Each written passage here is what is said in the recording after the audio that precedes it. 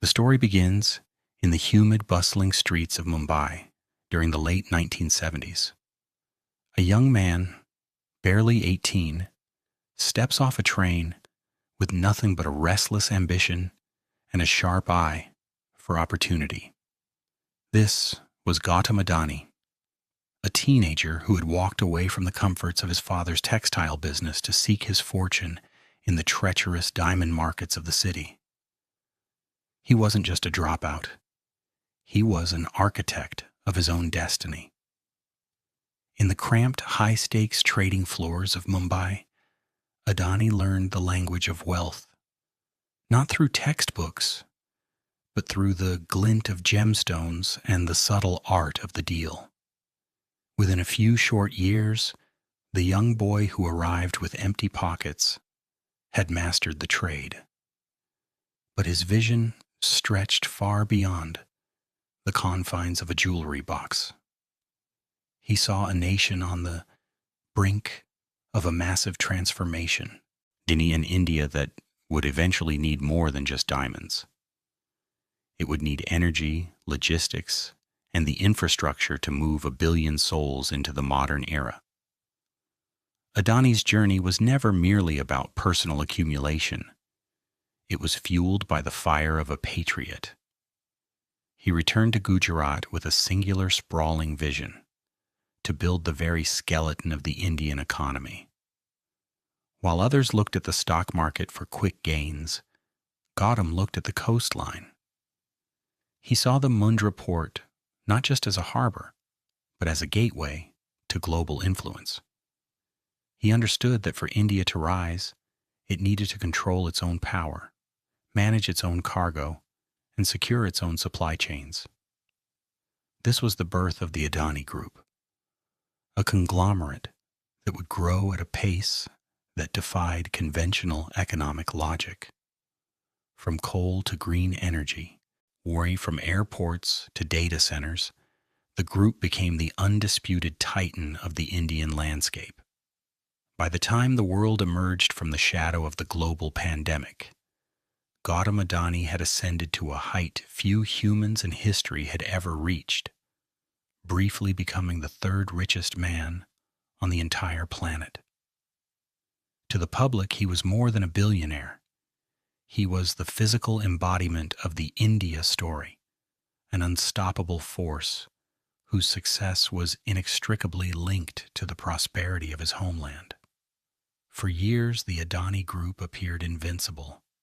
Its stock prices defied gravity, soaring to astronomical heights that made seasoned analysts blink in disbelief. The conglomerate seemed untouched by the typical fluctuations of the global market, protected by a fortress of political stability and industrial dominance. However, it's beneath this shimmering surface of success, a complex web was being woven. Subtle whispers began to circulate among the more skeptical corners of the financial world. There were questions about the staggering levels of debt required to fuel such explosive expansion, and the intricate, opaque nature of offshore entities that seemed to hold significant stakes in the group's publicly traded companies. While the sun was shining on Adani's empire, a long shadow was quietly stretching across the oceans to a clinical office in the heart of New York City. Thousands of miles away from the heat of Ahmedabad, a man named Nathan Anderson sat behind a glowing computer screen. Anderson was the founder of Hindenburg Research, a firm that didn't build skyscrapers or manage ports. Instead, they were financial investigators, a group of clinical short sellers who specialized in finding cracks in the world's most formidable corporate facades. They were the hunters of giants. For months, Anderson and his team had been meticulously dissecting the Adani Group's filings, tracing money through tax havens, and analyzing thousands of documents with the precision of a surgeon. They weren't looking for a partnership. They were looking for a kill. Before we continue, subscribe to the channel and tell us in the comments where you are watching from. Timing was surgical. Just as Adani prepares for a massive $2.5 billion share sale, a notification pings.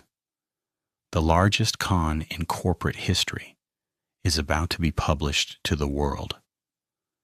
The digital dossier released by Hindenburg Research was a scorched earth indictment of the world's third richest man. In Nathan Anderson's team alleged a systematic pattern of stock manipulation and accounting fraud that had spanned decades. They painted a picture of a vast interlocking network of offshore shell companies based in distant offshore tax havens. According to the report, these ghost entities were managed by close associates and used to launder money and manipulate stock prices by creating false demand. The sheer complexity of this web was staggering, suggesting that the very foundation of the Adani growth story was built on a shifting foundation of mirrors and smoke. The reaction was instantaneous and visceral. As the opening bells rang, Adani brand confidence dissolved into a scramble for the exit. Ticker symbols for Adani Enterprises and Adani Green Energy turned a deep, bruised red on trading screens. It became a market bloodbath. The investors who viewed Gautam Adani as the architect of India watched in horror as their portfolios were decimated. The group's total market capitalization lost over $50 billion in the first few days. The invincible aura that had protected the conglomerate for years had been pierced by a clinical, data-driven needle from a small office thousands of miles away in downtown New York. Gautam Adani launched a fierce counteroffensive, attempting to shift the narrative from financial scrutiny to national pride. In a massive rebuttal, the group characterized the Hindenburg report not as a legitimate critique, but as a calculated and malicious attack on India. They argued that the short seller was attempting to sabotage the nation's economic rise and undermine the integrity of the nation's key institutions. Wrapping the corporation in the tricolor flag, the Adani Group sought to turn a corporate scandal into a matter of national sovereignty. This clash of narratives created a polarizing atmosphere where dissent was framed as an act of betrayal. Despite the rhetoric, the cold reality of the market remained unyielding. The centerpiece of the struggle was the follow-on public offer, a critical $2.5 billion share sale intended to pay down debt and signal confidence. As the deadline approached, the drama intensified to a fever pitch. Major institutional investors began to hesitate as the share price on the open market fell significantly below the fixed price of the FPO, making the deal look like a financial trap. Behind the scenes, the Adani family worked tirelessly, reaching out to long-term allies to secure the necessary backing. They were fighting a battle for survival, knowing that a failure here signaled a catastrophic loss of control. The personal weight of the crisis took a visible, heavy toll on the Adani family. For years, their identity had been synonymous with the modernization of India, but now they were being scrutinized as potential architects of a massive deception. Tens of billions of dollars of their personal fortune evaporated every single day, yet the emotional cost of their crumbling reputation was even higher. International banking giants like Credit Suisse and Citigroup soon joined the fray, announcing they would no longer accept Adani bonds as collateral. This move sent a shockwave through the global financial system, signaling that the contagion was spreading far beyond India. and their ivory tower of success began to show deep structural cracks. Against all odds, the FPO was technically fully subscribed by the final deadline through late-hour maneuvers and support. It seemed like a narrow victory for the tycoon, a moment where he had stared into the abyss and refused to blink. But the victory was hollow. Market trust remained shattered and the stock prices continued to slide. Then, in a move that stunned the global financial world, the narrative took its most dramatic turn. At the stroke of midnight, Gautam Adani issued a shock announcement. He was canceling the share sale entirely and returning the $2.5 billion to the investors. The empire was in full retreat, and the Titan finally blinked, leaving the future of his legacy hanging by a precarious thinning thread. And the cancellation of the share sale was the white flag that signaled the start of a tactical withdrawal. Gautam Adani, known for his aggressive forward momentum, shifted the focus of his conglomerate toward preservation. The massive expansion projects that defined his ambition were paused or scaled back. Every available rupee was redirected to paying off loans ahead of schedule, a desperate attempt to prove that his empire was not a house of cards built on debt, but a fortress of real assets. The streets of Ahmedabad and the boardrooms of Mumbai felt the tension as the group entered survival mode. While the financial fire was being fought with liquidity, a political inferno erupted in the capital. The halls of the Indian Parliament became a battlefield, where opposition leaders brandished the Hindenburg Report like a weapon. And they demanded answers about the billionaire's perceived proximity to the highest levels of power. Protests broke out, and the air was thick with accusations of crony capitalism. The narrative was no longer just about stock prices. It was about the integrity of the Indian state itself. For weeks, the nation watched a high-stakes political drama where every infrastructure contract and policy shift was viewed through a lens of suspicion. The pressure eventually forced the hand of the legal system. The Supreme Court of India stepped in, appointing a high-level committee to investigate allegations of regulatory failure and market manipulation. This was a moment of unprecedented scrutiny. For a man who had built his life on privacy, the glare of a court-mandated investigation was a harrowing experience. The legal proceedings dragged on, creating a cloud of uncertainty. Every hearing was a headline. Every document submitted was analyzed by the global press, and the reputation of India's regulatory framework was placed on trial alongside the tycoon himself.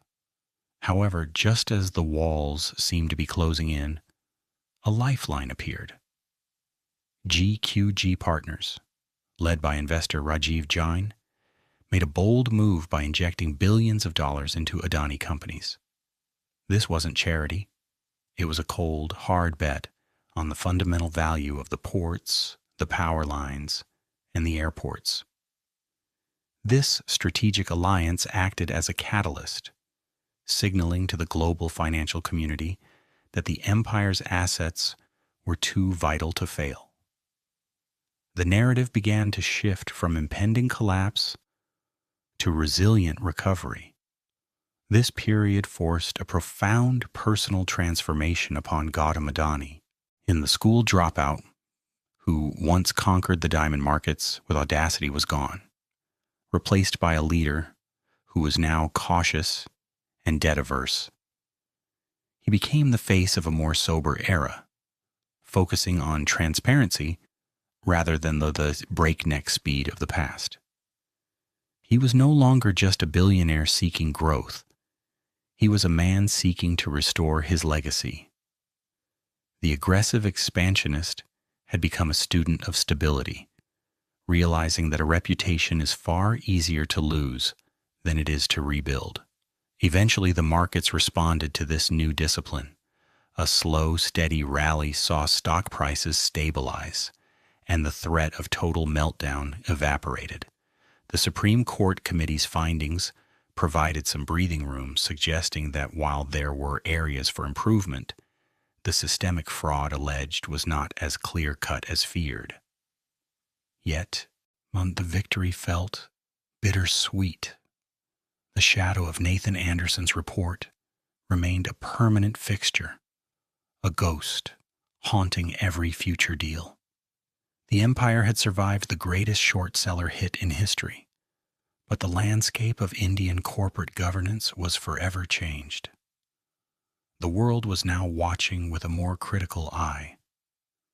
Was this the successful defense of a national titan, or was it simply a temporary reprieve?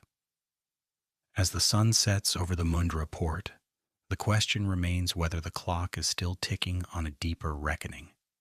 The saga of the Adani Group serves as a stark reminder that in the volatile arena of global finance, the higher the climb, the more devastating the potential fall can be.